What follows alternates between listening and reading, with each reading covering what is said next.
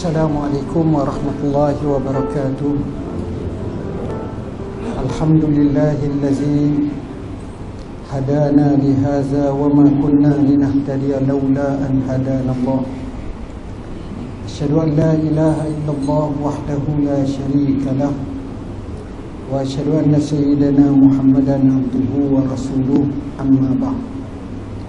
Yang dikasihi pengurusi majlis, pengurusi masjid, barisan saf jawatan kuasanya, ashabul fadilah, tutu imam, tutu guru, tutu jilan, hadirin sidang jemaah, anak-anak yang dirahmati Allah sekalian. Pertama sekali kita rafakkan setinggi kesyukuran kepada Allah. Dan hari ini adalah hari Jumaat terakhir dalam kalender takwim Hijri 1443 Hijrah, dan insya-Allah kita akan melangkau 1444 Hijrah. Jadi masa yang begitu pantas, sedar tak sedar, itulah yang berlaku. Setahun sahaja tiba-tiba sudah menjelma tahun berikutnya. Hadirin yang dirahmati Allah, oleh kerana kita akan menyambut Ma'al Hijrah, maka saya nak fokus kepada Hijratul Rasul sallallahu alaihi wasallam sedikit dari sudut iktibar yang boleh kita ambil, iaitu bila mana Rasulullah SAW diizinkan untuk berhijrah, maka Rasulullah datang rumah Abu Bakar As-Siddiq. Dia datang rumah Abu Bakar pada waktu yang orang Arab biasanya tak datang. Budaya Arab zaman dulu, biasanya tengah hari dia tak pergi rumah orang. Biasa tengah hari dia tidur sampai ke petang. Itulah biasanya. Dan budaya ini masih lagi wujud kebanyakan tempat di Saudi. Biasanya tidur. Tiba-tiba Nabi datang ke rumah Abu Bakar, dan merawikan hadis ini ialah Aisyah, isteri baginda juga, duduk dengan abah dia lagi. Bila datang macam tu, mesti ada sesuatu. Macam kita lah, kawan kita tiba-tiba telefon kita pukul 11 malam. Dia kata, "Mak, boleh tak saya nak datang rumah awak?" Kita pun mikir mesti berhutang lah ni, tak ada benda lain lah tu. Ada benda lah tu. Nak kata tak boleh, tak boleh. Nak kata boleh, macam kena standby lah. Jadi sebagaimana yang berlaku, Nabi tanya, ada orang tak? Boleh tak buat keluar orang lain semua? Abu Bakar memberi satu jaminan, tidak ada kecuali keluarga kami sahaja. Amanah. Keluarga Abu Bakar ni satu keluarga yang luar biasa, satu keluarga yang menjalankan misi dakwah. Lalu bila Nabi tenang, Nabi cakap, "Innallaha qad azina li bil hijrah." Sesungguhnya Allah telah izin aku berhijrah. Tengok, Nabi nak hijrah sendiri pun dia tak pakai redah gitu. Dia mendapat signal dan isyarat daripada Allah. Bila Allah izin, baru Nabi hijrah. Baik. Abu Bakar jawab apa, tuan-tuan? Abu Bakar tanpa bertangguh menjawab, "As-suhbatu ya Rasulullah." Saya nak bersahabat denganmu ya Rasulullah. Satu jawapan yang kalau kita nak cari orang 1000 orang, satu orang pun jawapan macam ni payah. Apa maksud? Maksudnya ialah bila sebut nak bersahabat dengan Nabi, bermakna Abu Bakar As-Siddiq telah rela untuk merisikokan diri untuk dibunuh. Hijrah ni tuan-tuan bukan macam kita kata Tok Iman, kata pengurusi masjid kata, "Hamba nak pergi Mekah ni, siapa nak ikut hamba?" Apakah gila, bayarlah 5,000 seorang ke untuk umrah lah, ataupun 5,500 kita pakai gilah dengan syarikat travel diam, contoh. Jadi adalah 14 orang, 15 orang. Itu lain. Itu makan pun sedap. Orang pun boleh hantar molek-molek ada. Hijrah Nabi bukan cara macam tu. Hijrah Nabi selepas keputusan di Darun Nadwah nak bunuh Rasulullah SAW. Jadi tuan-tuan kena fikir banyak. Tapi itulah sahabat. Nabi bina sahabat dengan Abu Bakar macam itu. Dan Allah iktiraf Abu Bakar sebagai sahabat. Izqala li sahibihi, dan dia berkata kepada sahabatnya, yakni Rasulullah cakap dengan sahabat dia. Lalu orang tanya, apa beza antara sahabat dengan kawan? Kata sebahagian, sahabat masa susah, kawan ni masa senang. Sahabat masa sakit, kawan ni masa sihat. Sahabat masa apa-apa kedana miskin, kawan masa kaya raya. Kawan ni dia boleh pergi mari. Hari kita okey dia datang, hari kita KO tak ada lah. Tapi sahabat tidak. Sebab itu antara sahabat yang kita boleh bina nombor satu untuk peringkat awalan ni ialah bini kita, isteri kita. Dalam Quran bila cerita akhirat, Allah sebut apa? Allah Subhanahu Wa Taala menyatakan wasahibatihi wa bani, dan sahabat perempuannya dan anak-anaknya. Para ulama tafsir menyatakan wasahibatihi maknanya isteri dia. Jadi isteri ni peringkat pertama baru bina macam tu. Kedua dengan anak-anak kita. Ketiga dengan kawan-kawan kita. Kawan-kawan kita ni kita kena cari hak setia, yang kita boleh jadi naik arah kepada sahabat. Dan banyak sekarang kita temu kawan-kawan ni kadang-kadang lebih baik daripada adik-beradik, lebih baik daripada pak saudara, mak saudara. Dia batu-batu sungguh kita. Sebab itu orang Arab kata rubba akhil laka lam talidhu ummuk. Boleh jadi saudara kamu tu makmu tak lahir dia, tapi dia saudara. Maksudnya kita kenal. Ini sahabat. Abu Bakar sanggup as-suhbah. Apa makna sahabat? Sahabat ni gini, mana sahabat dekat-dekat, berapik, beriringan, berdekatan, bersamaan. Itu makna sahabat. Wasahibi bil jambi sebagai contoh. Jadi Abu Bakar sanggup. Di sini kita tengok mahalnya nilai persahabatan. Mahalnya nilai persahabatan. Kita kena bina, tuan-tuan. Sahabat kita kena bina. Kena bina. Dan kena latih. Tapi mesti kerana apa? Kalau kerana pangkat, masih ada jawatan, okey. Tak ada jawatan, tak ada lah. Ketua jabatan dengan ketua jabatan, orang ni pangkat.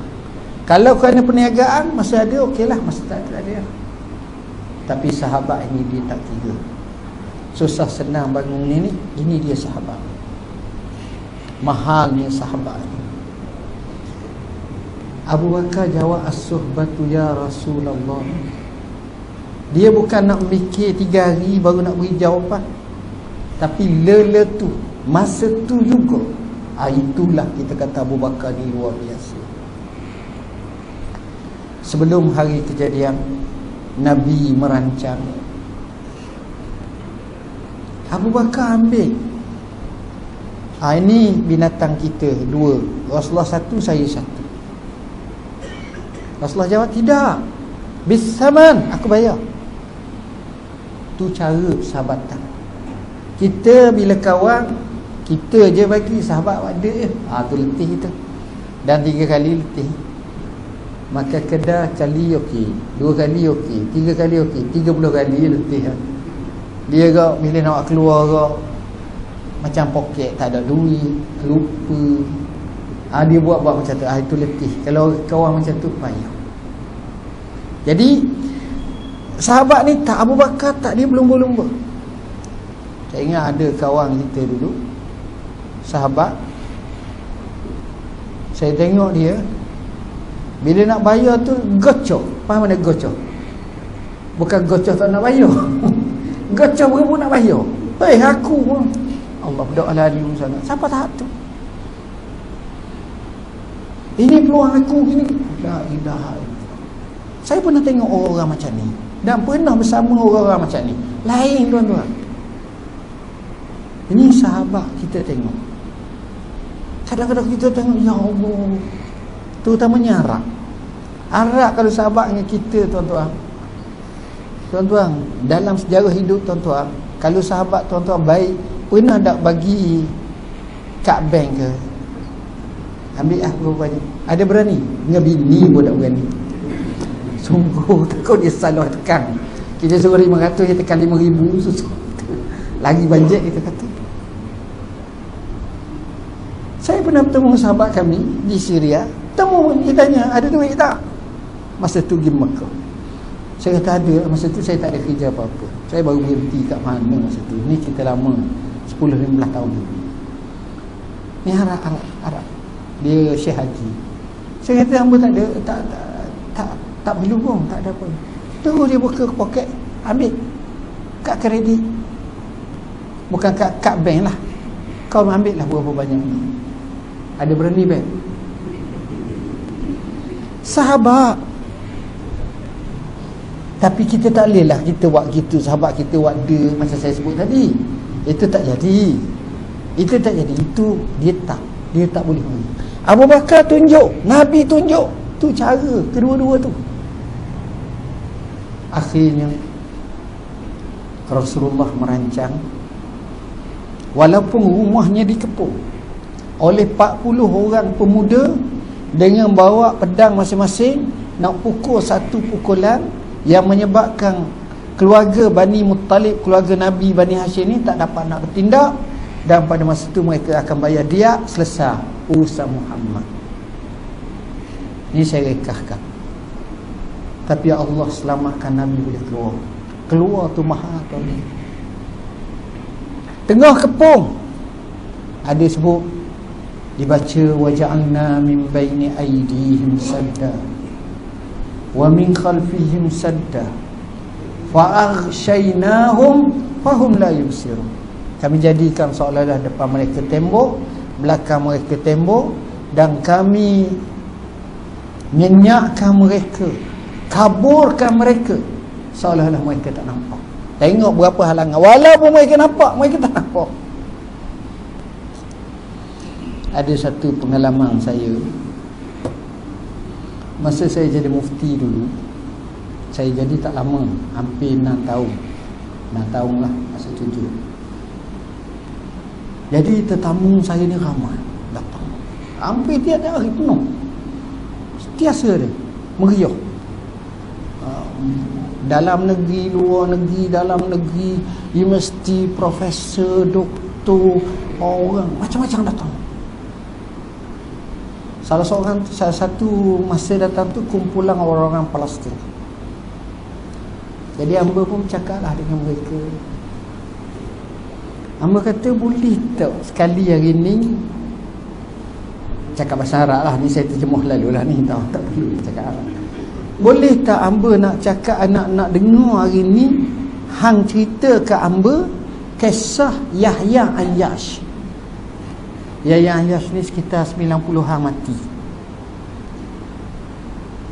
kena bunuh, dikesankan. Orang Palestin yang hebat, boleh reka bom dan sebagainya. Oh, luar biasa orang ni. Mujahid orang yang hebat. Yahya Ayyash. Dia kata, kami nak cerita kepada anda, kepada tuan, satu kisah. Dia orang macam ni, dia berjalan tu sentiasa berhati-hati. Dia tak boleh macam kita, macam hamba nak mari sini, dengan orang mari telefon gini-gini. Dia secret cara dia tu. Sebab dengan tali baruk hak Yahudinya macam-macam tu ada duk tengok. Satu hari dia pergi sebuah rumah keluarga ke ataupun kawan, dia masuk. Sah dia masuk dalam rumah tu. Bila sah dia masuk dalam rumah tu, ada dinampak oleh tali baruk. Terus telefon ke Israel. Apa lagi? Batalion mari hampa. Bukan 3 orang. Kepung. Kereta kebal ni makin kecil, makin kecil, makin kecil, makin kecil, akhirnya kepung rumah.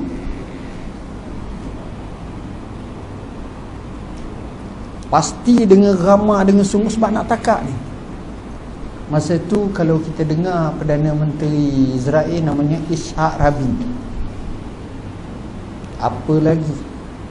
Bila dah dia terus ambush. Tuan-tuan tahu apa berlaku? Tak ada.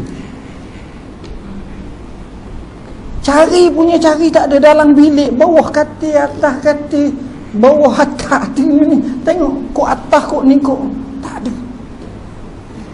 Dalam tandas tak ada, luar tandas tak ada, belakang rumah tak ada. Tak ada. Akhirnya mereka kata, syaitan. Macam mana ni boleh gaib macam ni? Seolah-olah bahasa mereka lah, sebab mereka gerang kita. Kita kata malaikat dia katanya. Lalu kawan-kawan ni tanya kepada Yahya Ayyas ni, sebenarnya macam mana? Dia kata, wallahi, aku yakin pada Allah. Bismillah, tawakkaltu ala Allah, la haula wala quwwata illa billah. Aku keluar. Dan aku tengok mereka semua. Dan mereka tak nampak aku. Tapi jangan ajar ni pada anak-anak muda kan, dia pergi nampak rok belok, rok polis tak nampak dia. Susah. Air gurau lah. Tengok. Akhirnya Nabi keluar. Bila Nabi keluar, hijrah ni malam. Hijrah ni bermula pada 27 Safar atau 26 Safar. Dan digantikan Ali di tempat. Mereka mengendap, nampak ada orang tidur selimut tu, macam ada orang, macam ada orang. Sampai siang pagi tengok-tengok Sayyidina Ali bangun. Allah, terkejut. Tapi mereka tak bunuh Sayyidina Ali, sebab warrant tu bunuh Muhammad, bukan untuk bunuh Ali. Jadi mereka tak boleh buat apa lah, sebab target keputusan tu hak tu. Akhirnya Nabi sudah berada di Gua Sur. Saya nak gambarkan Gua Sur ni, kalau ibarat perjalanan hijrah, kata orang Teluk Intan nak pergi Kuala Lumpur, ibarat Madinah tu Kuala Lumpur, Teluk Intan ni Mekah. Tapi Nabi pergi hala ke belakang lagi, bukan hala ke depan ni, hala ke belakang sebetul. Strategi. Gua Sur ni bukan jalan tak ke Madinah, bukan. Lain. Hala tak ke Jeddah tu, hala sebelah lain. Hak ni kok ni, dia pergi kok ni. Tengok. Sampai dia duduk dalam Gua Sur 3 hari 3 malam. 3 hari 3 malam ni tuan-tuan, kalau perancangan tak rapi, lapar. Jadi anak kepada Abu Bakar namanya Asma hantar makanan setiap hari.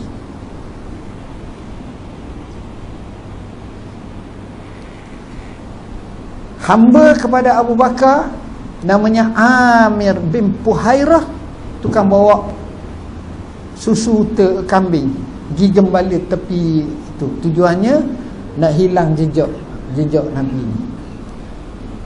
Jadi Nabi boleh keluar, boleh minum susu di samping yang lain. Abdul Rahman anak Abu Bakar tiap-tiap hari duduk di kota Mekah, dia congok nak dapat rahsia. Malam lapor kepada Rasulullah SAW supaya redup. Tapi kita baca tak sejarah bahawa orang-orang kafir Quraisy ni boleh pergi sampai ke Gua Sur. Macam mana dia tahu? Sebabnya di kalangan mereka ada ilmu, namanya ilmu qiyafah.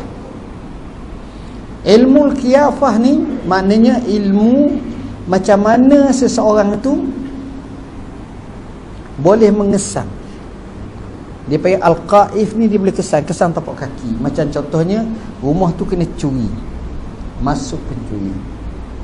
Jadi dia tengok tapak kaki ni, tapak kaki pencuri. Dia panggil keluarga dulu, tengok tapak kaki semua tu. dia dapati itu beza, ni tapak kaki pencuri. Dia akan panggil orang kampung tu suruh jalan depan dia. Jalan je. Jalan-jalan, pak dia pegang seorang. Mencuri. Betul. Kita bukan tapak kaki. Kaki sendiri pun kita tak tahu. Ni kepakaran. Dia panggil qaif atau qiyafah. Sebab itu bila Sayyiduna Usamah bin Zaid dengan Zaid bin Harisah. Zaid ni abah, Usamah tu anak. Usamah ni gelap, Zaid ni putih. Nikah. Usamah nikah dengan Barakah ataupun Ummu Aiman, pengasuh Nabi dulu, dapat tu Zaid nikah dapat Usamah. Jadi manusia ni duk cakap ya ke anak ke apa, ni dukung hak ni putih, hak ni gelap. Sehinggalah satu hari dua-dua ni tidur dalam masjid, pakai selimut pendek, tutup muka takut lalak masuk ke apa ke, jolor dua buah kaki, dua pasang kaki. Kaki anak, kaki abah. Kaki besar sepasang, kaki kecil sepasang. Ahli qiyafah ni tengok dua ni, dia tengok kaki ni, dia kata kaki hak kecil ni adalah anak kepada kaki hak besar tu. Dia tak tengok muka. Nabi suka sangat. Ini dia panggil qiyafah. Jadi mereka kesang tapak kaki kuda ni sampai membawa ke Gua Sur. Sebab tu sampai situ. Di Gua Sur tu lah perkara pelik berlaku. Pertama, ada di kalangan mereka kata Koko Muhammad ada dalam gua ni. Dengar dekat, bukan jauh, bukan gua tu besar kecil. Seorang yang jawab, tak, mana mungkin. Tengok sarang labah-labah tu. Entah macam mana sarang labah-labah tu, dia buat sarang tebal sehingga nampak lama. Lalu mereka kata, sarang labah-labah tu aku sangka lebih tua daripada lagi. Satu. Kedua, burung merpati dikatakan bertelur. Bukan sekadar duduk buat sarang situ, telur. Burung merpati ni ada dua jenis, tuan-tuan. Satu pati bela. Pati bela ni jinak. Dua pati liar. Pati liar ni liar, orang tak bela. Pati liar pun boleh jadi jinak duduk situ. Jadi mereka kata tak ada. Sehingga Allah tutup sangat. Ada orang lelaki tu, dia nak buang air kecil, dia akak jubah-jubah dia ngadak ke ngadak ke muka gua tu. Sebab dia tak tahu maknanya kita kalau nak ngadak ke muka gua tu seolah-olah gua tak ada orang lah. Takkanlah ada gua ada orang, kalau ada tak tergamuk juga, malu sampai tahap tu. Dan gua ni pula atas tu terbuka, dia macam lubang atas. Mereka lalu ke atas jalan. Abu Bakar dengan Rasulullah SAW duduk di bawah. Abu Bakar berkata, wallahi lau ra'a ahaduhum tahta qadamaihi la ra'ana. Kalaulah salah seorang daripada mereka masa melintas tu, dia tengok bawah tapak kaki, dia tak payah mengendap, nescaya dia nampak kami. Dekat ni. Tapi Nabi cakap apa tuan-tuan?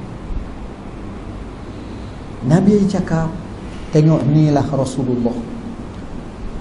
Dia kata, ya Aba Bakrin, ma zannuka bisnain illa anna Allah salisuhuma. Ya Abu Bakar, jangan anggap kita dua orang ni, aku dan kamu, bukan. Allah yang ketiga. Abu Bakar bercakap atas mantik dia dua orang, akal dia macam tu. Nabi cakap atas yakin dan siqah pada Allah. Tu maha tu.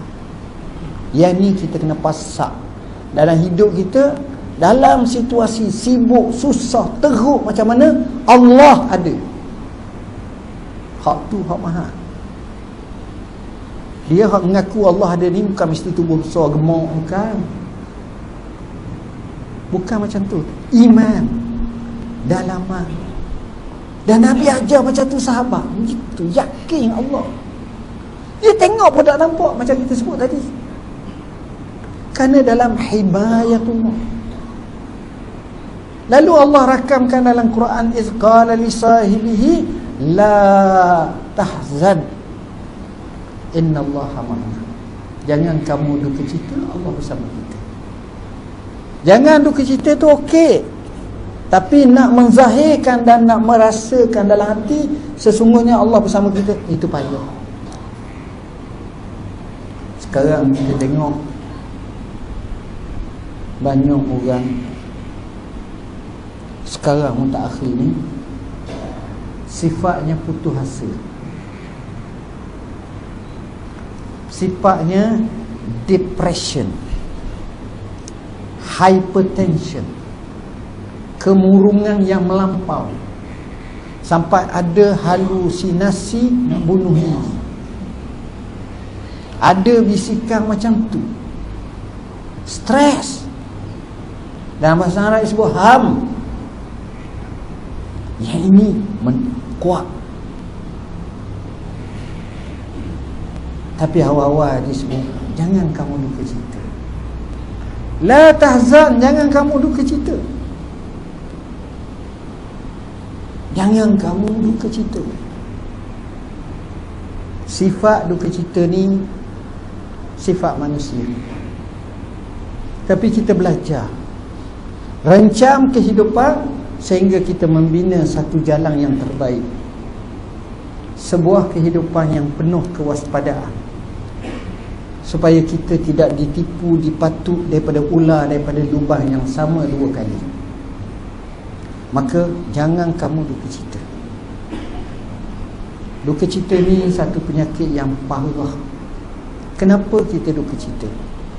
Sebab keberhutangan melampau, sebab kehidupan tak cukup makan, sebab bergaduh laki bini, sebab tuntutan keperluan tak dapat ditunaikan, sebab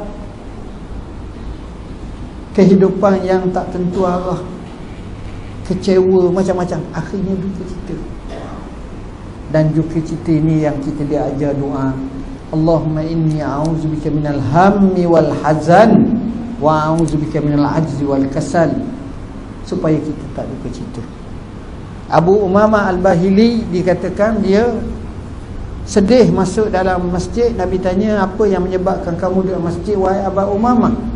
Dia kata, duyunun irtakabatni, hutang yang telah menunggang aku. Apa makna menunggang? Hutang yang banyak yang menyebabkan aku tak dapat nak bayar. Maka Rasulullah sallallahu alaihi wasallam jawab, aku nak ajar kamu satu doa, iaitu berlindung 8 perkara. Allahumma inni a'udzubika minal hammi wal hazan, wa a'udzubika minal ajzi wal kasal, wa a'udzubika minal jubni wal bukh, wa a'udzubika min ghalabati daini wa qahril rijal. Masuk dia tu. Berapa minit lagi? 5 minit. Aku minta berlindung macam tu, tuan-tuan. Nabi sebut doa, minta berlindung daripada keluh kesah dan duka cita. Jadi duka cita ni bahaya. Seorang ulama mutakhir bernama Dr. Ai Al-Qarani, dia karang buku Don't Be Sad atau La Tahzan, jangan duka cita. Best seller. Di Indonesia saja laku hampir 40 juta naskah buku. Dan ini yang berlaku dalam masyarakat kita, duka cita. Ni saya tengok ni muka-muka ni, termasuk penceramah, kan duka cita. Besar kecil masalah ada, tapi kita jangan ikut macam tu. Cerdik pandai kata, kalau orang bagi kamu segelas limau masam, perahan limau masam air, maka jangan kamu marah dia, jangan kamu maki dia, jangan kamu kata kat dia, ni limau masam ni, tapi ambillah secukup daripada gula, masukkan ke dalam minuman tersebut, kacau dia, dia akan jadi minuman yang amat lazat, masa manis, seronok, mahal harganya. Apa makna? Segala bentuk negatif yang berlaku dalam hidup, bila mana dipositifkan, dia akan jadi orang yang hebat. Hamba 2 minggu lepas ada satu pasukan kita baik lama dah, sejak daripada zaman mufti dulu, dekat Chowkit Road dekat. Ada anak muda tu, dia bina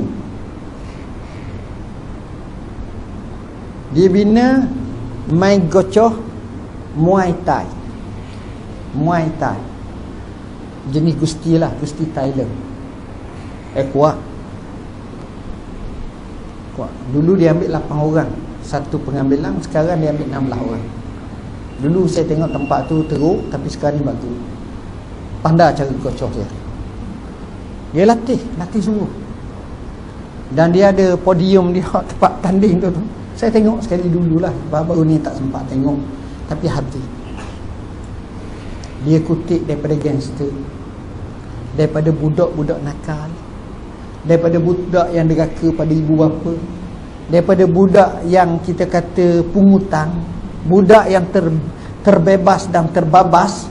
Dia ambil kutip, dia latih, dia ajar sembahyang, dia ajar baca Quran, dia ajar sebahagian subjek. Akhirnya budak-budak tu amat baik. Hamba pergi sembahyang, hamba jadi imam sembahyang zuhur, nasihat. Apa maksud? Maksudnya kita boleh kalau kita mengambil sikap kau ni tak jadi orang tau, berat tau. Tak. Tuan-tuan boleh ditukar,